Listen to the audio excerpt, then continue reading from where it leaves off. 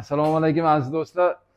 Mana Qizilo'ngach diafragma girjasini bemorlarda amaliyotlarda o'tkazganimizdan keyin bizga bemorlarning kelishi ko'paydi. Bugungi bemorimiz ham xuddi shunaqa. Qizilo'ngach diafragma girjasi bilan. Bu onaxonimizning yoshlari 62 yoshda, uzoq vaqtdan beri ko'ngillanib qayt qilishga, ovqatlarni yeganda luqmani qiyinchilik bilan o'tishiga, nafas qisishiga, yurak o'ynashiga, ijig'ildon qaynash shikoyatlar bilan bizga murojaat qilib keldi. Shu bemorni amaliyotga oldik. Mana hozir birgalashib ko'ramiz mana. Mana o'sha biz amaliyot bajaradigan joyimizga keldik. Bu joy ozgina murakkab joy, ya'ni odatdagidek emas. Chunki har doim bu joyda xirurgik jarrohlik amaliyotlar bajarilmaydi. Mana endi o'sha oshqozonni mana o'sha ko'krak qafasiga chiqib turibdi mana. Mana shu joyda mana teshik ko'rinib turibdi mana, teshik mana. Shu teshikdan chiqib ketgan mana. Mana shu grija hisoblanadi. Mana endi buni sekin tushiramiz oshqozonda.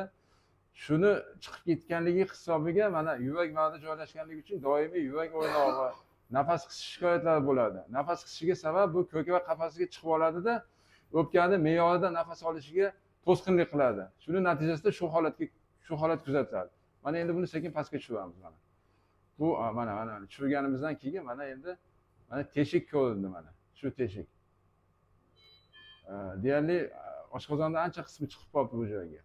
Amaliyotimiz mohiyati shundan iborat bo'ladiki, shu mobilizatsiya qilib, shu oshqozonni mana ajratib to'qimalardan o'zini joyiga, asli joyiga tushiramiz. Qizilo'ngachda ham deformatsiyalashgan joyini, ya'ni buklangan joyini to'g'rilaymiz. Shuni hisobiga buklanadi. Keyin mana shu teshiklarni berkitamiz, fundaplikatsiya qilamiz. Azizlar, mana grijani to'liq ajratdik. To'liq ajratdik, katta grija ajralib chiqdi mana. Mana o'sha diafragmaning oyoqchalari, bunisi o'ng oyoqchasi mana katta grija. Qimlatmasdan. Mana katta grija. Bu Qizilo'ngach mana u.